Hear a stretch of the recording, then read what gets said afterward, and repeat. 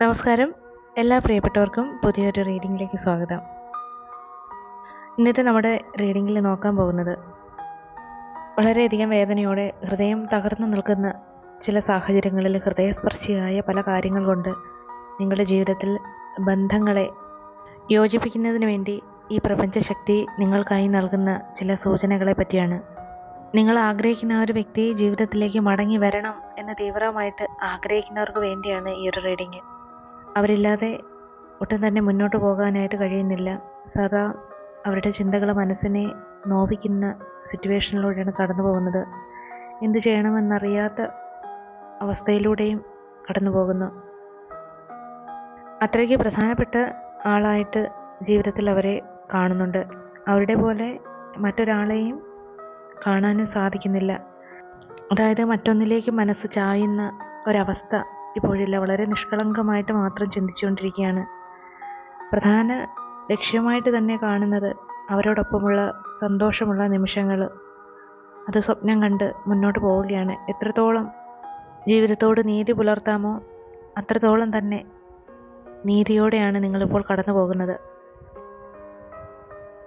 പക്ഷേ എന്തു തന്നെ ചിന്തിക്കുന്നുവോ അതിൻ്റെ വിപരീത ദിശയിലേക്ക് പലപ്പോഴും കാര്യങ്ങൾ ചെന്നെത്തുന്ന ഒരവസ്ഥയും മുന്നിലുണ്ട്.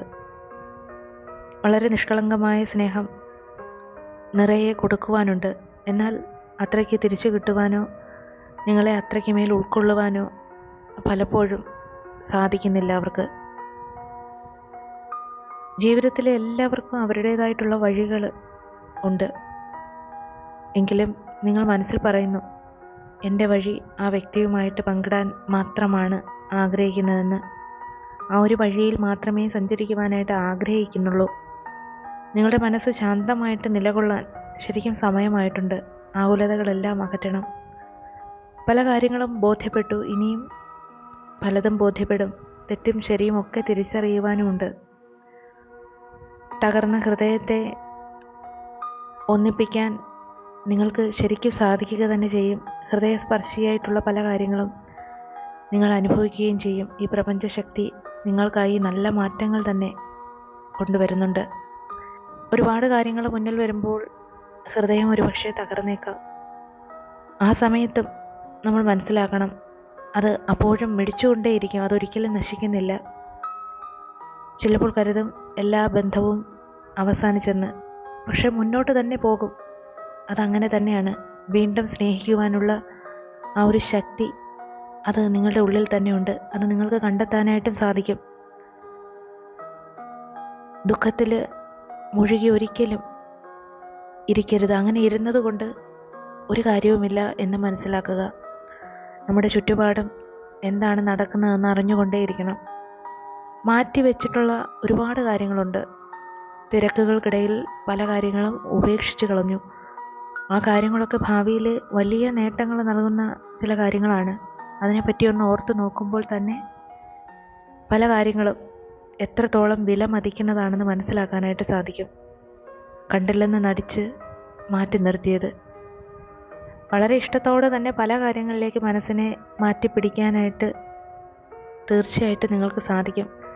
ഒരു പരിധിവരെ അങ്ങനെ നിൽക്കുമ്പോഴാണ് പുതിയ ഓരോ കാര്യങ്ങളിലേക്ക് പോയി വീണ്ടും നിങ്ങൾ ആഗ്രഹിക്കുന്ന രീതികളിലേക്കൊക്കെ തന്നെ എത്തിച്ചേരുന്നത്. അതിനാൽ മനസ്സിനെ ഒട്ടും തന്നെ ദുർബലമാക്കരുത്. ഈ ഒരു സമയം ശരിക്കും മനസ്സിലാക്കേണ്ടുന്നത് എപ്പോഴും എല്ലാത്തിനെയും തൃപ്തിപ്പെടുത്താനോ എല്ലാത്തിനോടും കണ്ണടയ്ക്കാനോ കഴിയാത്ത സാഹചര്യങ്ങൾ വന്നു ചേരും.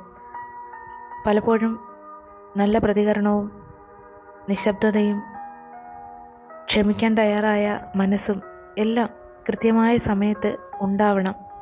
അതൊരു അനുഗ്രഹം തന്നെയാണ്. അതുണ്ടാകാത്ത പക്ഷം ചിലപ്പോൾ വേദനകൾ ഒരുപാട് അനുഭവിക്കേണ്ടതായി വന്നേക്കാം. ഈ ലോകത്ത് എല്ലാ സ്നേഹവുമുണ്ട്. കപടമായ സ്നേഹം, അത് മിഥ്യയായത്, അതുപോലെ സത്യമായത് എല്ലാം. പക്ഷേ ഒരേ സ്നേഹം 2 തവണ ഉണ്ടാകുന്നില്ല. ഒന്നിലൂടെ കടന്നുപോയി കാര്യങ്ങൾ മനസ്സിലാക്കി കഴിഞ്ഞാൽ അവിടെ നമുക്ക് ദോഷം സംഭവിക്കും എന്ന് മനസ്സിലാക്കിയാൽ വീണ്ടും അത് ആവർത്തിക്കരുത്. നമ്മുടെയൊക്കെ ഏറ്റവും വലിയ സന്തോഷവും ഏറ്റവും വലിയ വേദനയും മറ്റുള്ളവരുമായിട്ടുള്ള ബന്ധത്തിൽ തന്നെയാണ് പലപ്പോഴും ഉണ്ടാകുന്നത്. ആ ഒരു സത്യം എല്ലാവർക്കും തന്നെ അറിയാവുന്നതുമാണ്. നിങ്ങളുടെ ഈ ബന്ധം എന്ന് പറയുന്നത് ഒരു ചില്ല് പാത്രം പോലെയാണ്. അവയെ ഒരുമിച്ച് ചേർത്ത് വയ്ക്കുന്നത് എല്ലാ സാഹചര്യത്തിലും ഒരുപോലെ വിജയിക്കില്ല. കാരണം അങ്ങനെ ചേർത്ത് സ്വയം വീണ്ടും വേദനിക്കാനായിട്ട് ശ്രമിക്കുന്നതിനേക്കാൾ നല്ലത് അവയെ തകർന്നു പോകാനായിട്ട് അനുവദിക്കുന്നത് തന്നെയാണ്. അതുകൊണ്ട് തന്നെ കാര്യങ്ങൾ വ്യക്തമായിട്ട് മനസ്സിലാക്കി ഇത് ചേർത്ത് വെച്ച് കഴിഞ്ഞാൽ എത്രത്തോളം വിജയിക്കും എന്നതിൻ്റെ സാധ്യതകൾ മനസ്സിലാക്കി വേണം മുന്നോട്ട് പോകാനായിട്ട്. കാരണം ഒരു ജീവിതത്തിലൂടെ കടന്നു പോകുമ്പോൾ സ്നേഹിക്കാൻ കഴിയാത്തത് വളരെ വിഷമമുള്ളതാണ്. അതുപോലെ തന്നെ സ്നേഹിക്കാതിരിക്കുന്നതും അതിലേറെ സങ്കടകരമായിട്ടുള്ള കാര്യങ്ങളാണ്. അപ്പോഴൊക്കെ ഓർക്കണം, നമുക്ക് അതിൽ നിന്നൊക്കെ പുറത്ത് കടക്കാനായിട്ട് സാധിക്കും. ചിലർ പോകാനായിട്ട് നിൽക്കുകയാണ്, ജീവിതത്തിൽ നിന്നും പുറത്തേക്ക് പോകണം, അവർ വളരെ വെമ്പൽ കൊണ്ട് നിൽക്കുകയാണ്. അതിലൊന്നും ഒട്ടും തന്നെ വേദനിക്കേണ്ടതില്ല. നിങ്ങളുടെ ജീവിതകഥയുടെ അവസാനം അതൊന്നുമല്ല. നിങ്ങളുടെ ജീവിതകഥയുടെ അവസാനമല്ല ഒരു വ്യക്തി പോകാനായിട്ട് നിൽക്കുന്നത്. നിങ്ങളുടെ കഥയിൽ അവരുടെ ആ ഒരു പങ്ക്, അതല്ലെങ്കിൽ അവരുടെ റോൾ അവർ അവസാനിപ്പിച്ചു, മാറി നിൽക്കുന്നു എന്ന് മാത്രം. പിന്നീട് അവരുടെ റോൾ എപ്പോഴും വേണമെങ്കിലും വരാം, പക്ഷേ അത് അവരുടെ ഇഷ്ടമാണ്. പക്ഷേ ജീവിതം എന്നത് നമ്മുടേതാണ്. ഇനിയും ഒരുപാട് ദൂരം സഞ്ചരിക്കേണ്ടതായിട്ടുണ്ട്. ഒട്ടും തളരാതെ മുന്നോട്ട് നീങ്ങാനുള്ള ഊർജം നിങ്ങൾക്കായിട്ട് ഈ പ്രപഞ്ച ശക്തിയിൽ നിന്നും ആവാഹിക്കുക തന്നെ വേണം. അത് തീർച്ചയായിട്ടും നിങ്ങൾക്ക് സാധിക്കും. അതിനായിട്ട് കുറച്ചു നേരം ആ മനസ്സിനെ ഒന്ന് ഏകാഗ്രമാക്കിയാൽ മാത്രം മതി. ഈ ജീവിതത്തിൽ നോക്കിയാൽ തന്നെ മനസ്സിലാകും, ഒരു വ്യക്തിക്ക് മറ്റൊരാളെ ഹൃദയം വേദനിപ്പിക്കുന്ന ഒരുപാട് പ്രവൃത്തികൾ കൊണ്ട് അത്ഭുതകരമായിട്ട് തന്നെ വേദനിപ്പിക്കാൻ സാധിക്കും.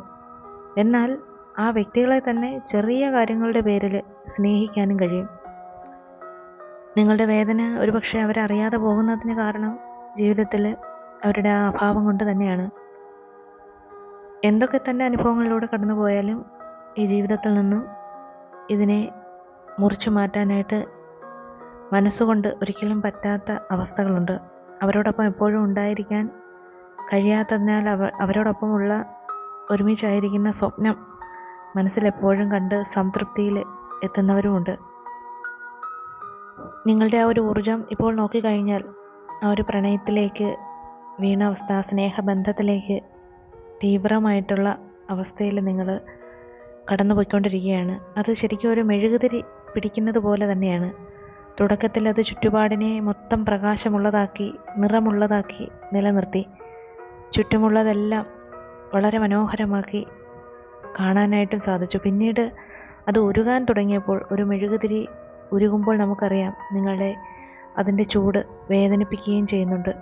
ആ ബന്ധത്തിൽ നിന്നും ഉള്ള വേദന തന്നെയാണത്. ഒടുവിൽ അത് അണയുകയും ചെയ്യുന്നു.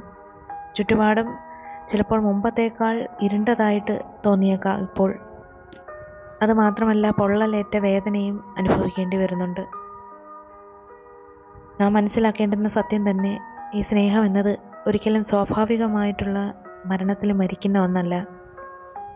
എന്തെന്നാൽ നമ്മുടെ പ്രവൃത്തികൾ, നമ്മുടെ തെറ്റുകൾ, വഞ്ചന എന്നിവയാൽ ആ സ്നേഹത്തെ കൊല്ലാനായിട്ട് സാധിക്കും.